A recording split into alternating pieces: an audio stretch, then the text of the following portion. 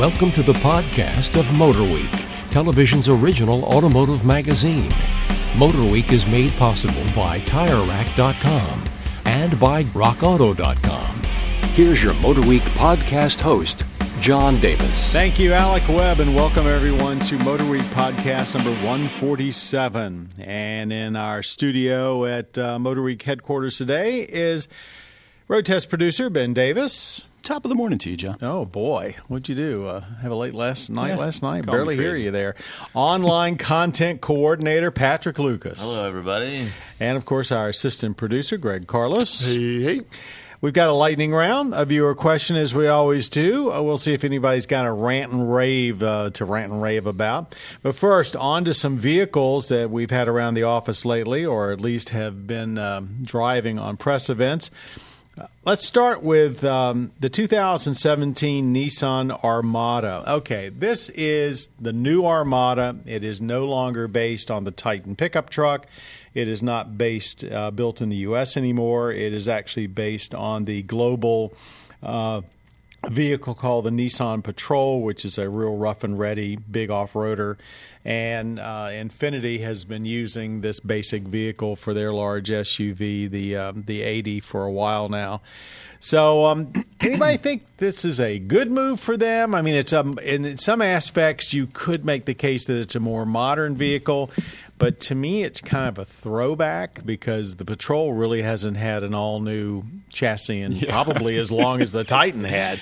Granted, it's all new, but it looks like a 2012 QX56 that, later became the QX80 to me, so it looks a little dated. I think it looks much more dated than that. Yeah, you hit it right on the head there. I think it makes sense for Nissan. I mean, just stick to the one platform they use everywhere else. Most people who are going to buy it aren't going to notice anything. No. I think you mentioned it's big, it's rough and ready. I mean, it's all those things. It hasn't taken any of the off-road characteristics away from it. It's actually added to it. Of course, that market really probably never takes these things on anything more than gravel roads anyway. Yeah. Everything about it just looks dated, I think. I mean, the styling, while it's more modern than it was before, it's still like lagging behind others.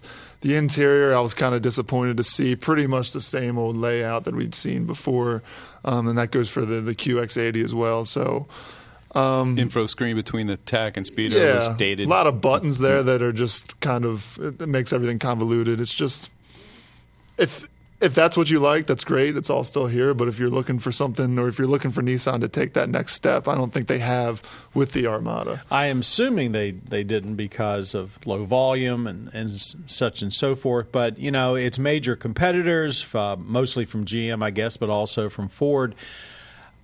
I just think they're more modern, I guess. That's even though the Ford is kind of a reboot, the GM Chevrolet Tahoe just seems like a much more altogether vehicle. Agreed there. However, I will say that I thought it was back positive on the Armada. I did think it actually was pretty luxurious. It was nicely appointed on the inside. Really nice seats. I remember. If somebody was not, say, up on the latest vehicles and got in it, I actually think they'd be probably fairly impressed. I think it's more. It's the old Armada was in production so long. It's certainly a step up from that.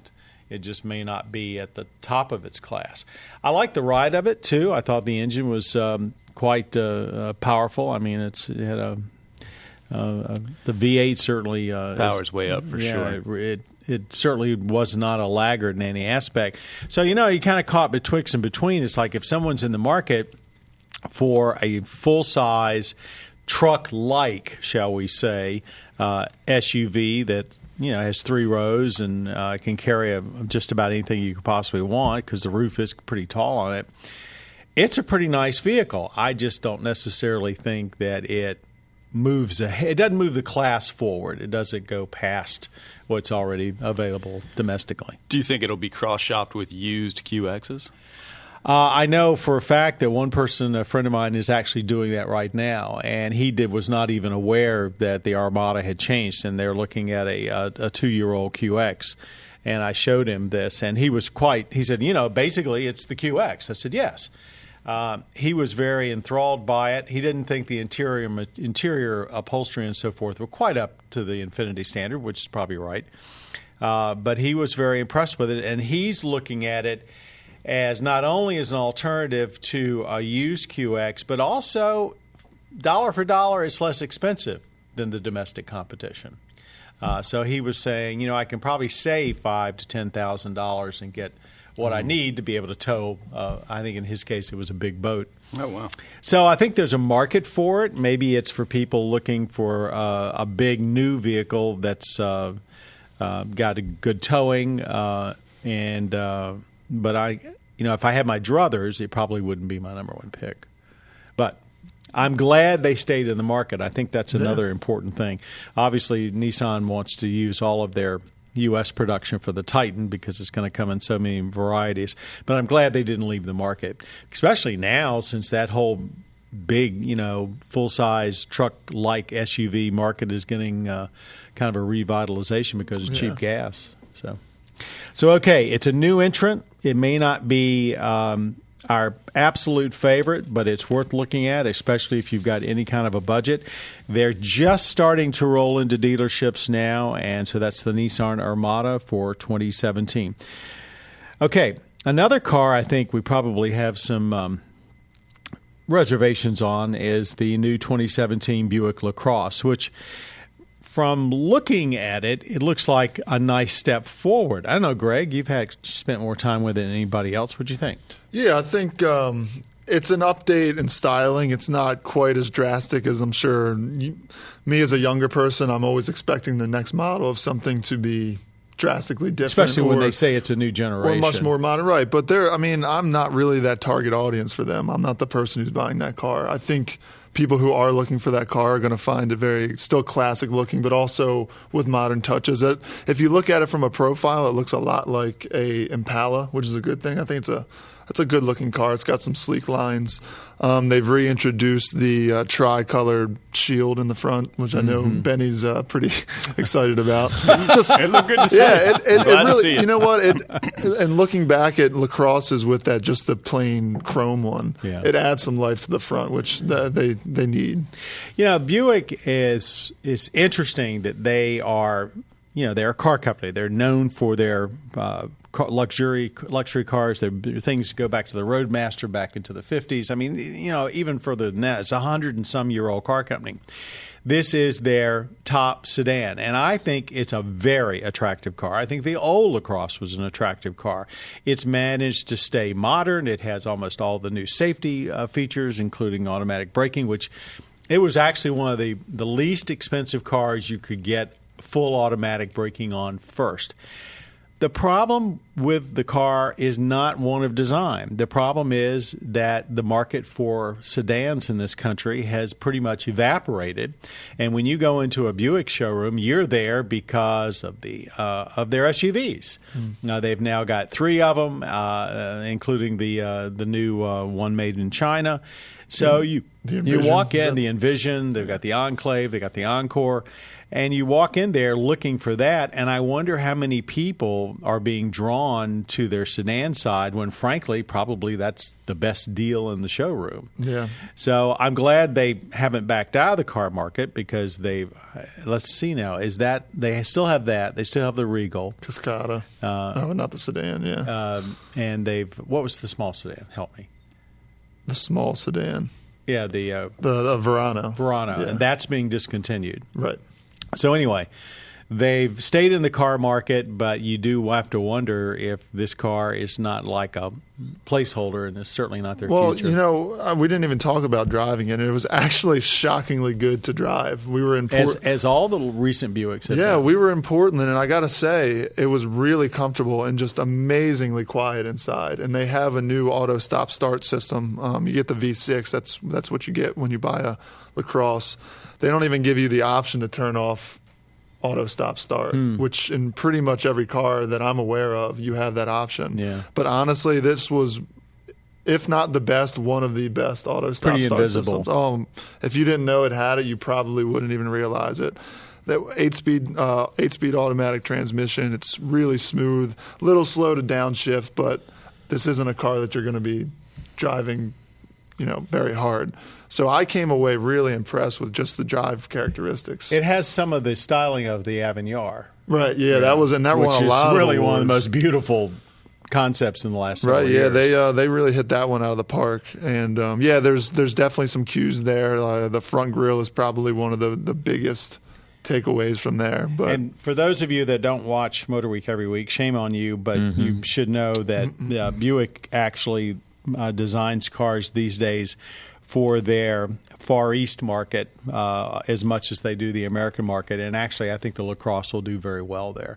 That's where sedans are still king, and they like them long, low, and going to do real well in swoopy China. looking. Okay. A new car that I have seen at the auto shows, and Patrick has now driven. It's the first official spinoff of the new Genesis luxury brand, or Genesis Motor Company. This is the G90. So, Patrick, what was your takeaway? My takeaway, I came back feeling very conflicted. Very conflicted. Because it was a very nice car, super nice car. Anything you could possibly want in a large luxury sedan. Super quiet, really great material quality. Is this based on the same chassis as the Equus? That's also the conflicted part, because they technically sell the G80 right now. That was technically their first Genesis car, and that was just a rebadged Hyundai Genesis. So now the Genesis G90 is supposedly replacing the Hyundai Equus, but an all-new vehicle, but I'm pretty sure it's a heavily modified Hyundai Equus chassis. Some heritage there. Right, but so yeah, like I said, really nice, everything you could want in a large luxury sedan. But so objectively, it is on par with the biggest Lexus, or maybe not an S-Class, not a 7 Series, which they said they wanted to go after. I don't think they're there yet, but certainly How a about Lexus. an A8? I don't think so either. Okay, but that's their target. That's their target, which is a good target to aim for. I mean, if you think it's actually as good as an LS, I was about to say, right out of the box, that's pretty impressive. It's on par with an LS. I'd say it probably beats a large, the RLX by Acura. It definitely beats it there. So objectively, very nice, but subjectively, if you start bringing your own opinions into it, I just don't think it's quite. Where does it lack? Is it? I don't know what it. I don't know what. Maybe it's hard to put your finger on it. But what did it drive like? I mean, because obviously they're pushing this as a sporty, a big sporty sedan. I would not call it sporty. It's very quiet, very smooth. So definitely on the luxury side. Oh, absolutely. Really great. They're doing an 8-speed automatic, smooth shifts. 6 and 8. Yep. Twin turbo V6 and the 5-liter V8 that they've been using for a while, or Hyundai has been using for a while, and Kia. Really nice to drive, really quiet. Let me approach this from another angle, because it kind of gets into our lightning round. Are you impressed with the effort, given this is their first true one to break away the new mark? Absolutely, yeah. In that sense, it is definitely a success. I don't know if people are going to buy it. Not only actually buy the car, but if they're going to buy Genesis, the company, as a luxury company. Let's get into that. And actually, that was our lightning round today. And before we hit the buzzer, to start the clock, the 2-minute countdown before you'll hear the bell from Patrick. That's not the official what number. Patrick just said is exactly what I think I said, probably, and nearly word for word, when I went to the first Lexus LS preview. We were out in L.A. They flew us all in. We got to stand in a room, and we got to look at the car sitting about 20 feet away, and I don't think we got to actually go up and touch it. But I don't remember. It's been a long time. But all of us sat there and said, really nice car, but is anybody going to buy a Toyota product that's been rebadged and going after Mercedes? So having said that, giving those comments about Genesis, does it really make sense to spin off a new car brand just because you're trying to get to a new target audience. I mean, we have seen some successes like Lexus. We've seen some failures like Scion, interesting, both from Toyota. We've seen some, maybe it worked, maybe it didn't. Acura and Infiniti would fall into that. So I guess, does it make sense that Hyundai is doing this? Why are they doing this? And why don't you start the bell, and let's see if anybody's got a clock and see if anybody's got any opinions. I think we briefly touched on this maybe a few weeks ago, maybe a few months ago at this point. I think it's the natural progression for a successful car company. And I think Hyundai. In case you mean Hyundai. Hyundai, I think, has really, I don't think earned the right is the right word, but I think they've reached that point where it's like, what do we do next? And this is that next step. They've seen Toyota's been successful with it. They've seen other companies can be successful with it. And I think it's smart for them because they do make some nice vehicles. The Genesis is a very nice car, but I think one thing that holds it back is because it's badged as a Hyundai. Right. And if they can make a separation there where people see Genesis actually made a really nice name for itself as the car. And they actually, that was one where they had its own badge already, right? Yeah. They only had like one Hyundai badge on it maybe. So I think if they're officially trying to separate it from Hyundai, not that, I mean, we know Hyundai's actually become a very reputable and solid brand. Absolutely. But there's a lot of people who still see a Hyundai and think that's cheap. I know a lot of Hyundai dealers sell very few Genesis because of that very fact. It's interesting that when the LS from Lexus was launched, or when Lexus was launched, it was in a day where the Germans that they were after, Mercedes and BMW particularly in their big cars, had priced themselves almost out of the U.S. market. And they undercut them very substantially with the LS. But the base price for this GS is $70,000. So I can't even say – I think it is a bargain because I guess there's almost no options. But on the other hand, it doesn't seem to come out with that I've got to have it because it's the greatest buy on earth. Does anybody think that's smart or not smart? Well, I got a question. When we had an Equus maybe a year or so ago, and I don't think any of us were enamored with it. No. We think the price for what you're getting with that car. It was really cheap. Do you think they've taken the next step and really kind of forgotten the previous Equus, or you still have that same feeling of? Well, and that's what I was going to say earlier is maybe it's just because I've driven so many Hyundai products and Kia products that I'm noticing a lot of the same switchgear and shared, buttons and stuff like that, and the look of like the gauge cluster and sometimes. So maybe I'm just noticing that in this car, and I should be able to separate the two, but I'm just still like, I've seen that in a we've often talked about that when Lincoln has shared too many Ford buttons and Cadillac has shared too many Chevy buttons. So that's why maybe I personally think that the G90 is still not quite there, but if somebody who's walking into a dealership and doesn't know a thing about it gets in there, they're going to be like, wow, this is really nice. And they're talking about a full line of vehicles, 5 vehicles over 5 years or something like that? I think they want, let's see, look at my notes. They want 6 vehicles by not one. They're planning on 6 vehicles by 2021. They're already working on the G70, which is going to be a 3 Series fighter.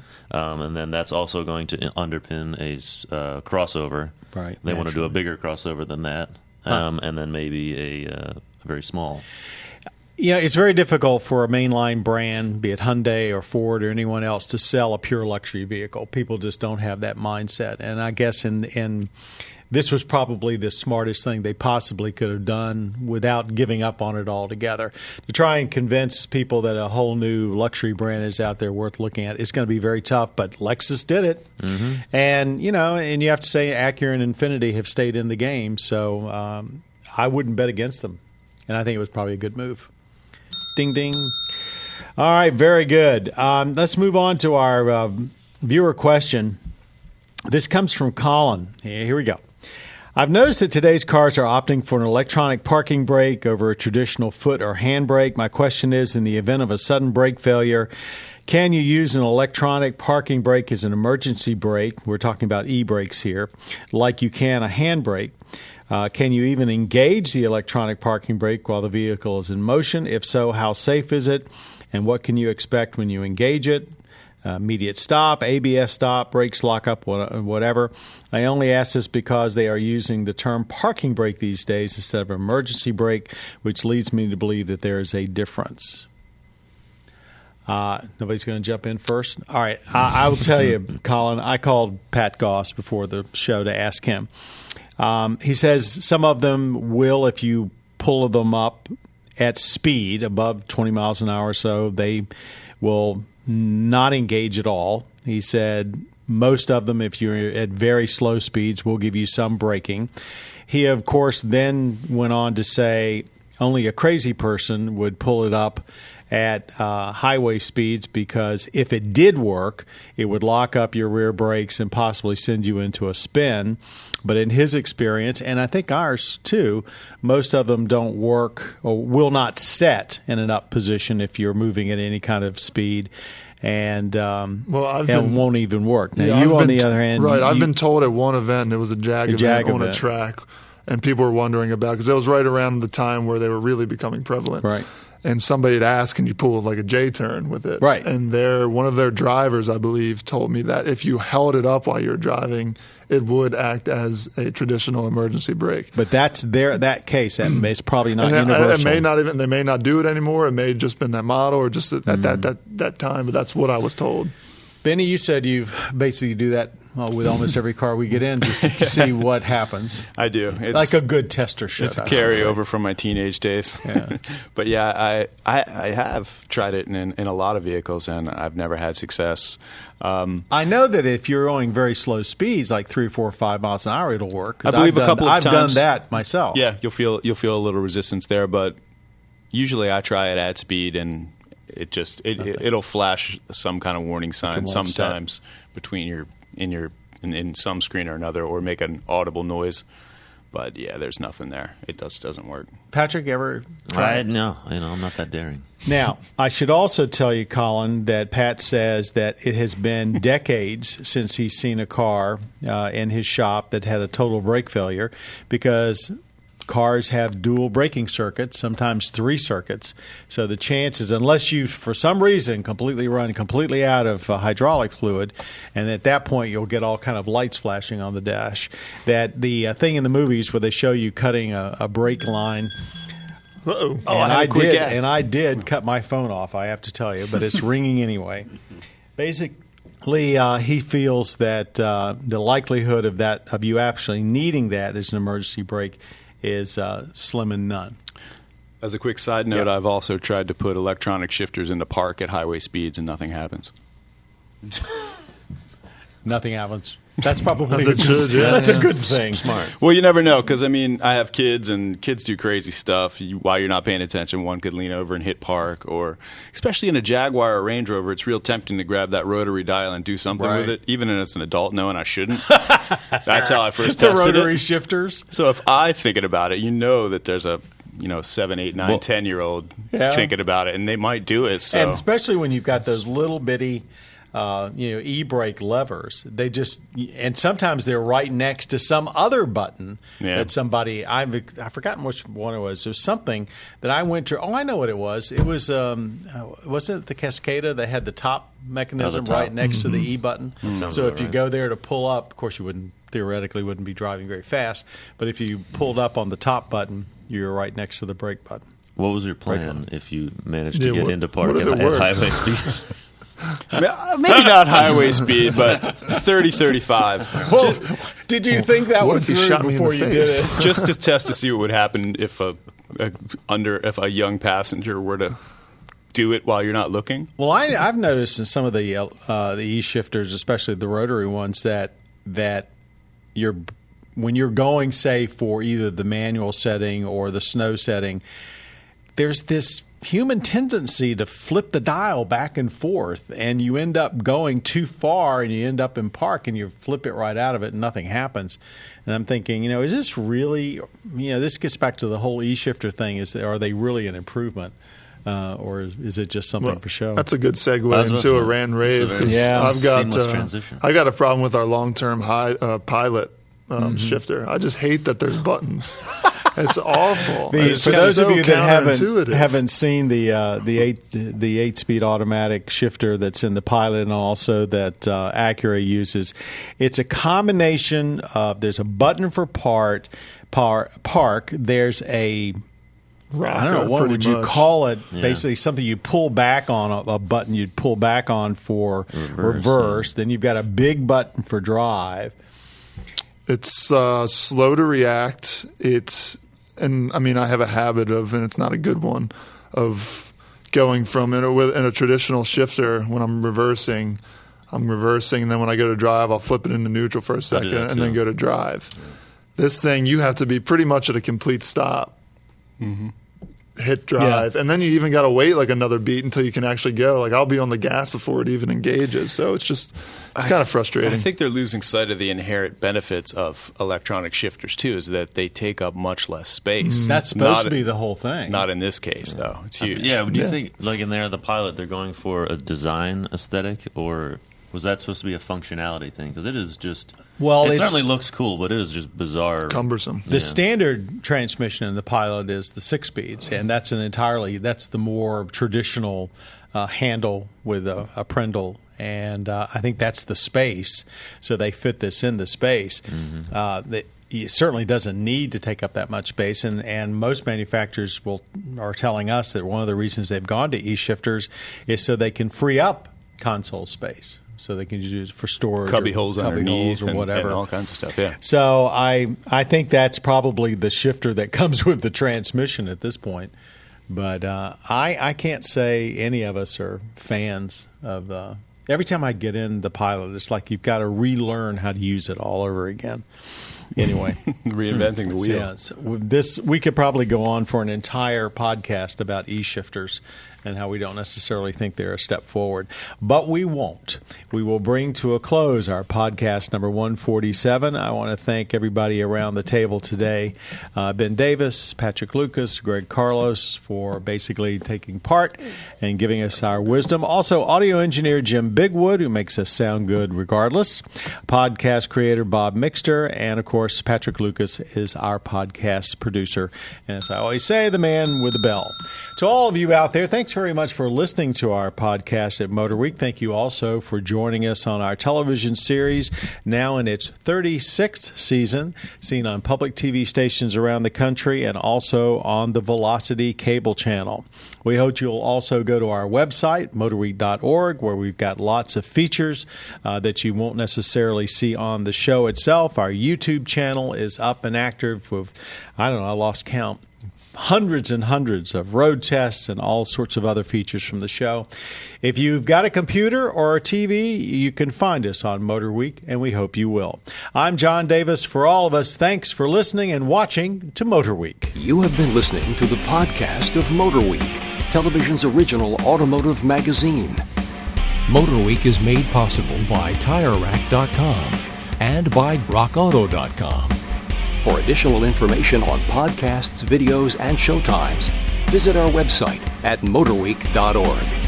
And watch MotorWeek, television's longest-running automotive magazine series each week on your local PBS station.